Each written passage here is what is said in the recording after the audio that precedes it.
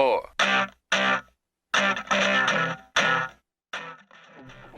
Mission Hill. Yet another great cartoon cut down in its prime. In the late 90s and early 2000s, there were a ton of fantastic adult animated shows that were mistreated by the networks they were aired on.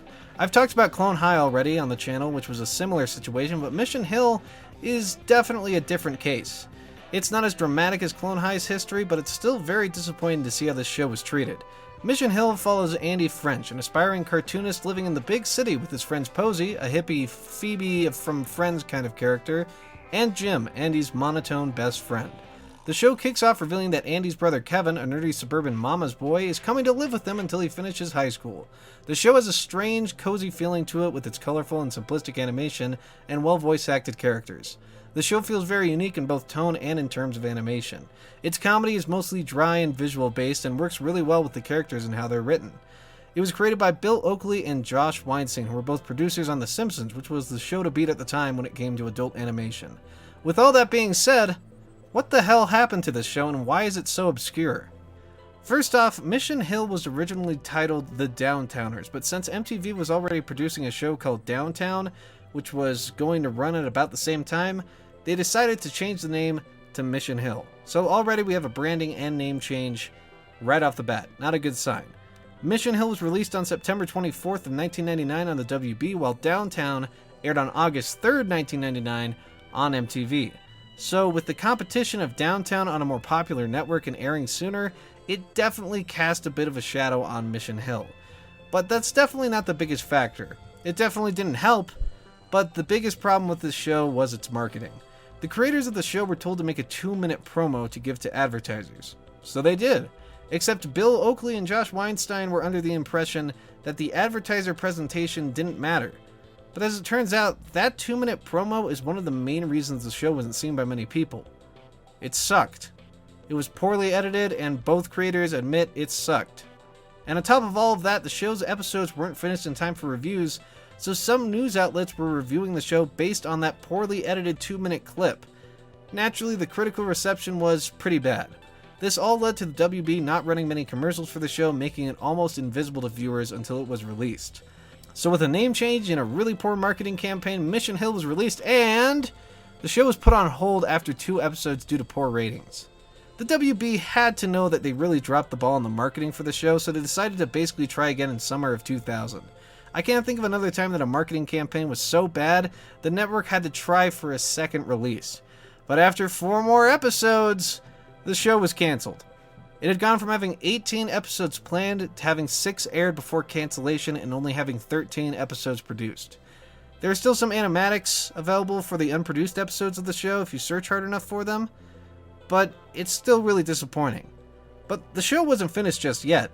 Thanks to reruns and being picked up by Adult Swim, the show got the attention it deserved and a good old-fashioned cult following. So with the history out of the way, let's take a look at the show itself and see if it's still worth watching today. I've heard complaints about the animation in Mission Hill, and I'll be honest, it's not the best when compared to other shows that came out at the time. It's a bit choppy, but it makes up for it with its vibrant colors and old-school techniques that really help the show stand out. The style of animation may not be for everyone, but I found myself enjoying it. The voice acting is great. Each character sounds unique, and the voices fit with the characters. Also, Tom Kenny's in it, and I love Tom Kenny. As for the writing, it's pretty good.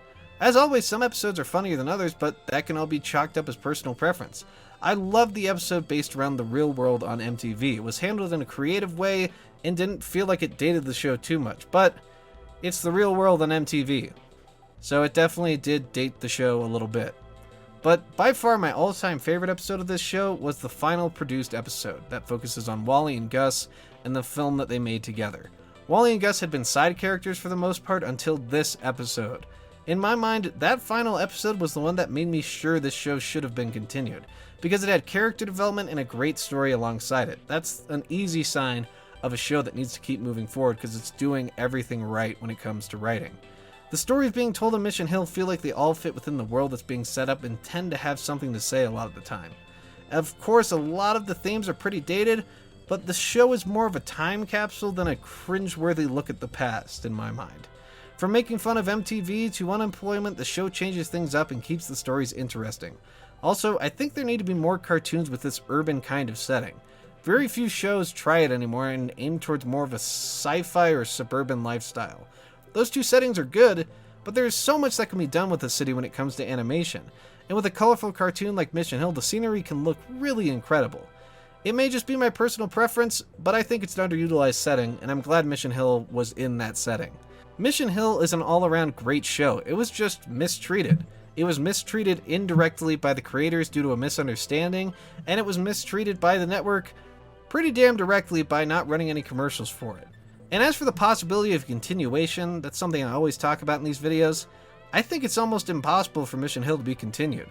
Even though the show had so much potential, the creators have moved on to other projects and there are no signs of life at all at this point. So for now, we'll just have to live with the 13 episodes and animatics that remain. If you haven't seen Mission Hill yet, the show is available on YouTube and on home video release, but other than that, the show really can't be found anywhere else to my knowledge. Mission Hill stands as an example for how inept most networks were when it came to marketing adult animation in the early 2000s. There were so many adult animated shows trying to capitalize on the Simpsons craze, but no one had really figured it out yet. At least the shows that were canceled so abruptly like Mission Hill got a chance to show what they were worth in the form of reruns. Because now it's very clear to everybody that Mission Hill was a show that did not deserve to be canceled so soon. And we'll see what the future has in store for the cult classic series. As for right now, it's dead.